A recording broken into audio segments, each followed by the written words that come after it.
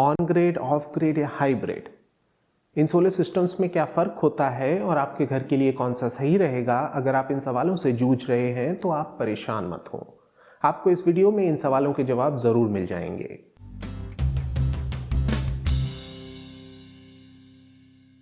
Hello दोस्तों, मेरा नाम गौरव शुक्ला है और बाइट ज्ञान में आपका स्वागत है।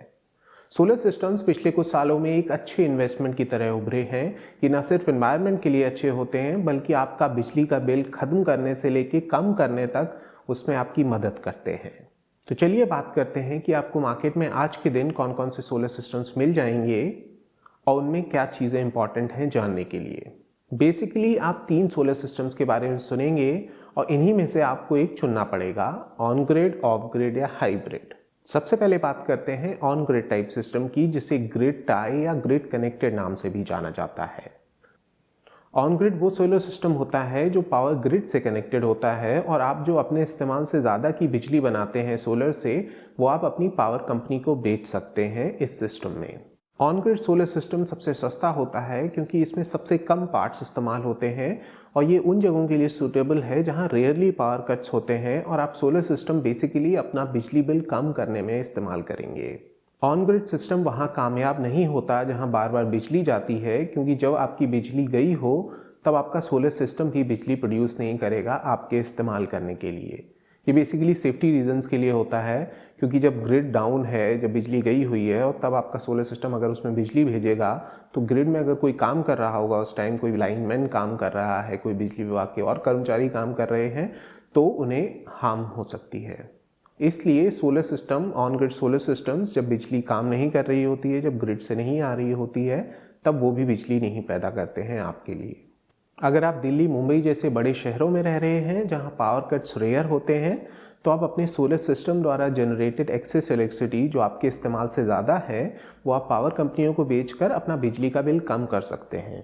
पावर कंपनियां बेसिकली नेट मीटर इस्तेमाल करती हैं ट्रैक करने के लिए कि आपने ग्रिड में कितनी बिजली भेजी है। ऑन ग्रिड टाइप के सिस्टम के इंस्टॉलेशन के लिए आपको सरकार से सब्सिडी भी मिल जाती है, तो आप उससे अपनी सोलर सिस्टम की ओवरऑल कॉस्ट को कम कर सकते हैं। कुछ स्टेट्स में स्टेट और सेंट्रल दोनों साइड से आपको सब्सिडी मिलती है और कुछ स्टेट्स में सिर्फ आपको सेंटर से सब्सिडी मिलेगी।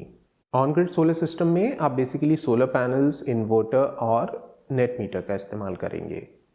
ऑफ ग्रिड की बात करने से पहले मैं आपको बताना चाहूँगा कि अगर आपको सोलर पैनल्स के बारे में जानना है और कोई कन्फ्यूजन है कितने टाइप्स के होते हैं, कौन सा आपको खरीदना चाहिए, तो मैंने कुछ ही दिन पहले एक वीडियो पब्लिश किया था जिसका लिंक मैं आपको ऊपर डाल दूंगा और नीचे डिस्क्रिप्शन में भी आपको मिल जाएगा।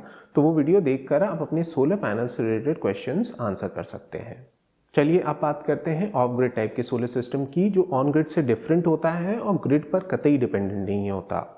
ये बेसिकली आप पावर बैकअप बनाने के लिए इस्तेमाल करते हैं। तो जो भी आपके सोलर पैनल्स सोलर सनलाइट से इलेक्ट्रिसिटी कन्वर्ट कर रहे हैं, वो आप बैटरीज में स्टोर करते हैं और जब आपके पास ग्रिड से लाइट नहीं आ रही होती है, बिजली नहीं आ रही होती है, तब वो आप पावर बैकअप का इस्तेमाल करते हैं। ऑफ ग्रिड टाइप के सोलर सिस्टम उन एरियाज में भी इस्तेमाल किए जाते हैं जो बहुत रिमोट हैं, जहाँ ग्रिड पहुँची नहीं है या आसानी से अवेलेबल नहीं है, तो आप पूरी तरीके से सोलर एनर्जी पर डिपेंडेंट होकर रह सकते हैं। क्योंकि ऑफ ग्रिड टाइप के सिस्टम्स में आप बैटरीज इस्तेमाल करते हैं पावर स्टोर करने के लिए, तो बैटरीज का खर्चा आपकी ओवरऑल सोलर सिस्टम की कॉस्ट में ऐड हो जाता है और बैटरीज बहुत महंगी आती हैं और आपको चेंज करनी पड़ती हैं 5 से 10 साल के बीच में, डिपेंडिंग ऑन आपने कौन सी बैटरी खरीदी है, तो वो और खर्चा हो जाता है। और इसमें गवर्नमेंट कोई सब्सिडी भी नहीं देती, तो ये सिग्निफिकेंटली ऑन ग्रिड सिस्टम से महंगा पड़ता है आपको। पर आप ऐसे एरिया में रह रहे हैं जहाँ पावर कट्स बहुत कॉमन है और लंबे होते हैं, तो आप ग्रिड वाला सिस्टम तो इस्तेमाल कर नहीं सकते, तो आपको ऑफ ग्रिड सिस्टम इस्तेमाल करना पड़ता है। ऑफ ग्रिड टाइप के सिस्टम में मेनली सोलर पैनल्स, इन्वर्टर और बैटरीज इस्तेमाल होते हैं। तीसरा और फाइनल सोलर सिस्टम टाइप है हाइब्रिड। जैसा कि इसके नाम से ही लगता है, इसमें ऑन ग्रिड और ऑफ ग्रिड दोनों टाइप के सोलर सिस्टम्स के फायदे आपको मिल जाते हैं। इसमें बैटरीज होती हैं पावर सेव करने के लिए, बैकअप करने के लिए, और इसमें नेट मीटर होता है जिससे आप पावर कंपनीज को पावर बेच सकते हैं। क्योंकि इसमें ढेर सारे कंपोनेंट्स हैं, ढेर सारे फायदे भी हैं, तो ये दोनों जो ऑन ग्रिड और ऑफ ग्रिड टाइप के सिस्टम्स हैं उनसे ज़्यादा महंगा होता है। हाइब्रिड सोलर सिस्टम्स हर जगह कामयाब हैं जहां ग्रिड अवेलेबल है। पावर कट्स कितने भी होते हों उस पर ये डिपेंडेंट नहीं है। और इसमें आपको एक और फ़ायदा मिल जाता है, इसमें आपको सरकार से सब्सिडी मिलती है, तो आपकी ओवरऑल जो सोलर सिस्टम की कॉस्ट है वो कम हो जाती है।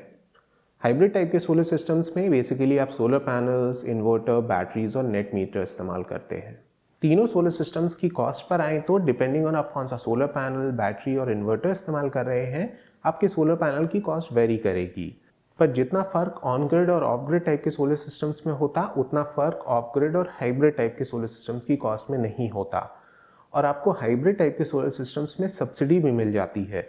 तो अगर आप ऐसी जगह रहते हैं जहां पावर कट ज़्यादा होते हैं और ग्रिड अवेलेबल है, तो आप हाइब्रिड पर भी जा सकते हैं, क्योंकि आपको सब्सिडी जब मिल जाएगी तो जो एडेड कॉस्ट होती है हाइब्रिड टाइप के सोलर सिस्टम्स की, वो कम हो जाती है। कई केसेस में वो ऑफ ग्रिड टाइप के सोलर सिस्टम से भी कम हो सकती है। तो अगर आप ले सकते हैं और आपके एरिया में नेट मीटरिंग अवेलेबल है, तो आप हाइब्रिड सोलर सिस्टम लीजिए। मैं आपको सोलर सिस्टम कॉस्ट का एक एग्जांपल देता हूं। यूटीएल कंपनी का पूरा 3 किलोवाट का ऑन ग्रिड सिस्टम आपको पड़ता है करीब 1,43,000 रुपए का। वहीं इनका 3 किलोवाट का ऑफ ग्रिड टाइप का सिस्टम पड़ता है 1,84,000 रुपए के आसपास। और 3 किलोवाट का यूटीएल का हाइब्रिड सिस्टम पड़ेगा आपको 2,08,000 रुपए के। तो जैसा आप देख पा रहे हैं, ऑफ ग्रिड और हाइब्रिड में बहुत ज़्यादा फर्क नहीं है। ये फर्क आसानी से स्टेट सब्सिडी, सेंट्रल सब्सिडी, उनसे मिटाया जा सकता है। तो आप सोच लीजिए, समझ लीजिए, कॉस्ट बेनिफिट एनालिसिस कर लीजिए और उसके बाद आपके लिए जो सबसे सूटेबल सोलर सिस्टम है वो आप अपने घर के लिए ले सकते हैं। अगर आपको ये वीडियो अच्छा लगा हो तो लाइक करना मत भूलिए और ऐसे ही और सोलर एनर्जी रिलेटेड वीडियोस के लिए बाइट ज्ञान को सब्सक्राइब करें। आज के लिए इतना ही, मिलते हैं अगली बार। Thank you.